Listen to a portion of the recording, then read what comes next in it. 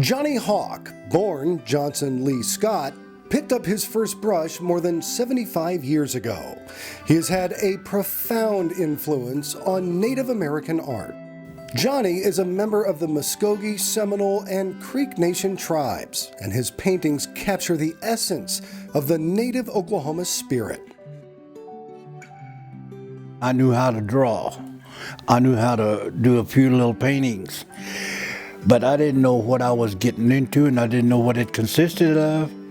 So all I did was just do these little things around town, long as it had 50 cents in it, $1 in it, because it helped the family out.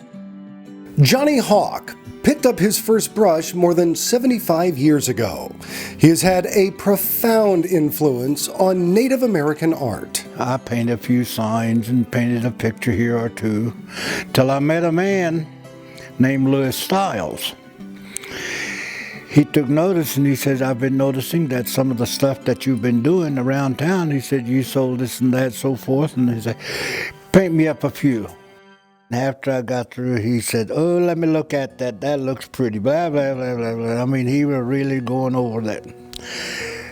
So I showed it to him. He says, I gotta have it. He said, you take 50 cents for it? And I said, yes, I will. Boy, I was uptown. I'm not kidding you. I was uptown when I sold it for 50 cents.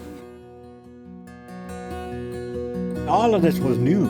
I didn't know what people were doing in the way of art. I lived 12 miles out in the way out in the country. It was just my mom and me. My brother came and told us that we don't need to be out there, we need to be in town. So he got us a rooming house in Seminole. And the man next door, he walked by the door every day. Hello, how y'all doing? And he said, paint me up a whole bunch. Well, I got some little bitty pieces of cardboards and I painted it white and I put pictures on there, I was selling them for like 75 cents, 50 cents, $1.50, $2. Before you know it, I went up on my price. $3, $5, $7.50. I was uptown. So as time went, I started learning a little bit more about art. I said, there might be something about this and something to this. And then he said, we're going to have a show for you. I says, oh, what's that? Well, when they say show, I figured going to a theater, watching a movie, but not that kind of a show. I was the show. And the very, very first man that appeared to my art show was from Ardmore. I used to cry. Really, I used to, even now, because I didn't know there could be something so exciting. But anyway, there was a lot of excitement because this man from Ardmore was from the 30s, 40s, and 50s, and 60s, and his name was Fred Beaver. He was a famous, very, very famous artist, and he heard there was an Indian artist, and so he came down. He and Woody Crumbo kept me under their wings till I got on my own. Them two, they put me up there on top. I started coming home with $100 and $200. I said, yes, yes. I said, we're uptown now, babe. Those were the times. Because we were raising 10 children. You're on the elite side of town, now you're into prestige, I said, hey, I like this. Now I have to change my charactership, Gotta look like somebody, gotta be somebody, gotta act like somebody.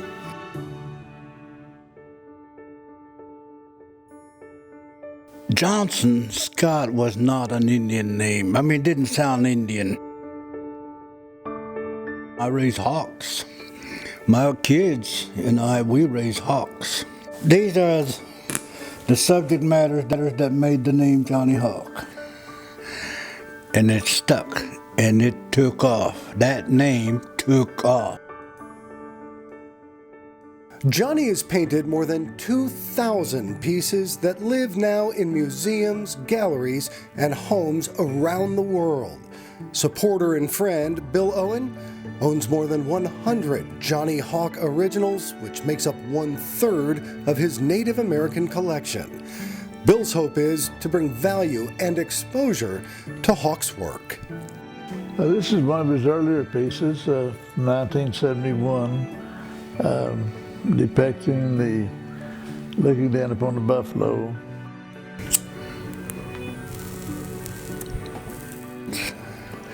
I'm not a Plains Indian, so I don't do Plains Indians or do any Southwest art. So I stayed with my woodland art. That was doing what I'm doing right now. Stickball games and different images of different things relating to nature. And all of this was new then. It wasn't easy. First 10 years getting off the ground wasn't easy. I didn't have a car then. I carried my stuff in a little folder. And I'd stop here and there at nights under bridges, behind alleys, dumpsters. I was looking at one thing, and that was the white people's way. And I said, white people, white people, white people. Oh, rodeo. Okay. So, I started focusing on horses. Each of these pieces meant something to look to, because in my life, each one did. He retired in 2007, putting his art career aside to take care of his family. But with recent encouragement from family and friends, Jonny is once again picking up his brush to create art. But why did I stop? Well, you have a reason, because you get old. You don't have that much stamina anymore to continue. Number one, you can't hardly see it anymore. Number two, the distance that you used to travel was overnight thing. Now it takes you 2 weeks to get there. The concentration is there. It's just the idea that you don't know just how fast you're going to take to do it. Gives me strength, gives me power, gives me faith,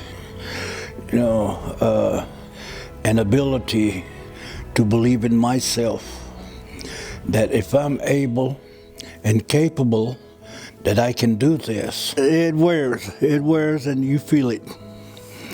When you do, just time to go home, stay by the fire and keep warm and reminisce of yesterday. Jonny Hawk is one of the few artists still producing work of this kind in hopes of expanding education and preserving this part of Oklahoma history. In my own time growing up, I wanted to be a family man and honest. Done it. I wanted to be an actor, showman. I done it. It's over. I wanted to get out and to be successful. I said, okay, what can I do?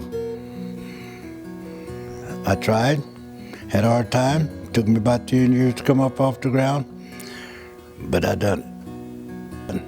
In short phases, I knew Jonny Hawk.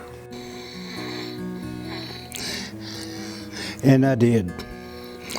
I did mean every step of the way, try to make it. And in a central word, I did make it. I made it.